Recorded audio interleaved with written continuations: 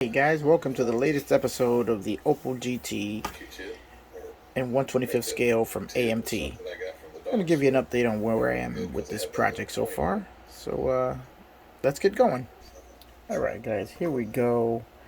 We're getting into the final stretch on this build. As you can see, we have the chassis complete and the body complete. So let's take a look at a couple of things here. First, with the body.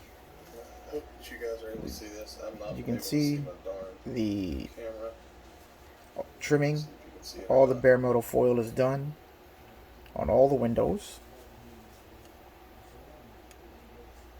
This car surprisingly has quite a bit of detail on the body, which, if you want to attend to, makes for a much better looking model.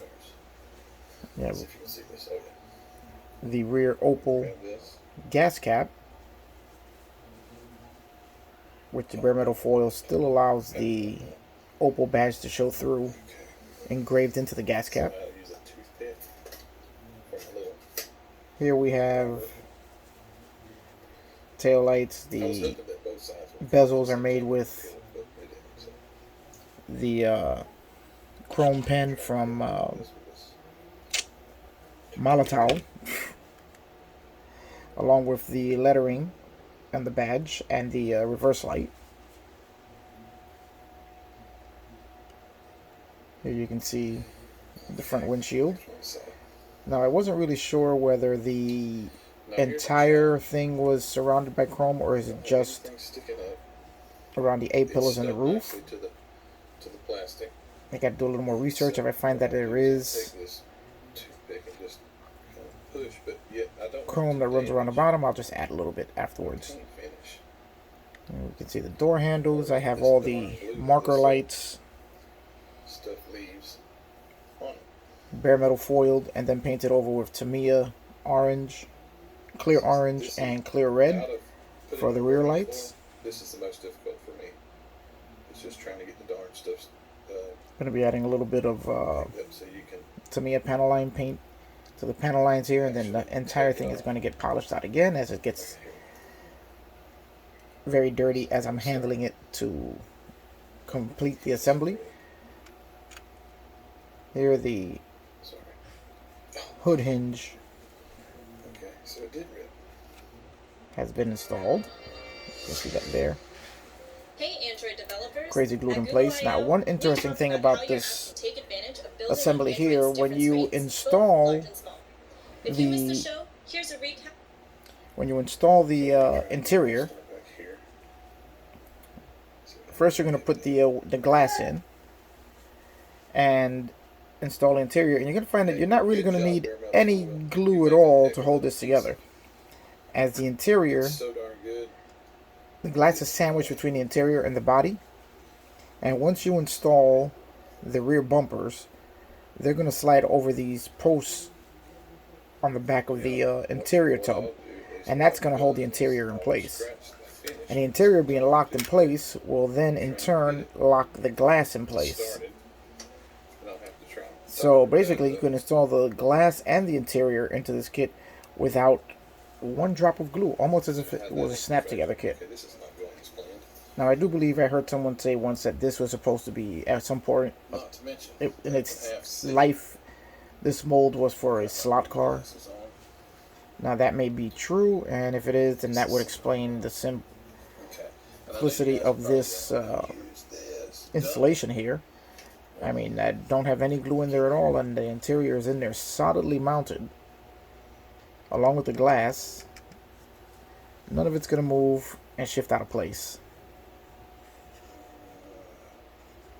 I mean, it's pretty ingenious the way they came up with that, considering that there's a lot of places in this where this kit could have used a little bit of forward thinking, and I'm kind of surprised that they came up with that for that. But as you can see, the entire interior tub is in, locked into place with all its detailing done. All the body jewelry and detailing is completed. So we have that assembly's done. Next, we got the chassis. Now is just about fully completed. The battery's been installed. Now, in order to install the battery, what I had to do was cut off part of the front bumper assembly here to give enough room for the battery to sit flush on the ground, on the lower panel there. Otherwise, it would have been hitting up against the rounded edge of the bumper part. Now, the bumper is also used. It's also painted with the chrome Molotov ink, paint, whatever this stuff is, as there were very bad mold marks in the bumper which had to be sanded off, and then during that you remove the chrome that comes on the kit. Now, the chrome Molotov sprays beautifully, it gives you a nice chrome finish. Now, the one thing you have to do is limit how much you touch it, as constant touching will dull the chrome finish. Now, in my opinion, it's got a much more realistic finish than the kit chrome, so I love the way it looks. And as a matter of fact, the rear bumpers, which were also kit chrome,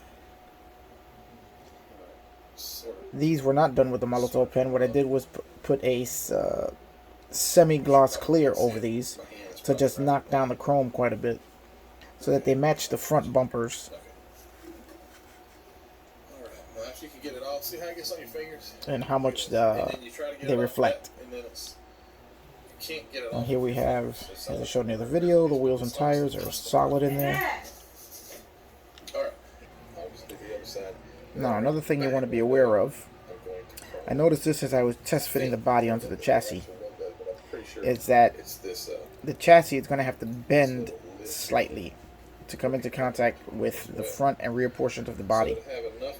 These two pegs are supposed to peg into two holes there, and you're going to glue it down to that. The problem is that if you glue in the rear, the body moves apart from the chassis in the front.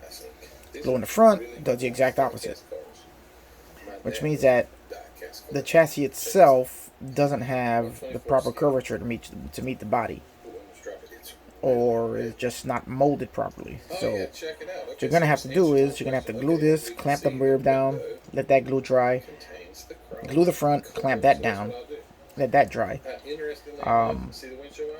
and then it should fit fine. But overall, I'm happy with this build. It was a fun build, and all of the detailed work that went into it was very interesting and fun to do. So we'll be back on the next video with the final product. I'll see you there. And remember to like and subscribe, give a thumbs up. And if you want, join me on my Facebook page, Onyx Models, where I continue all of my builds and go a little more in-depth into some things. And there's a lot more pictures on there. Alright, I'll see you on the next one.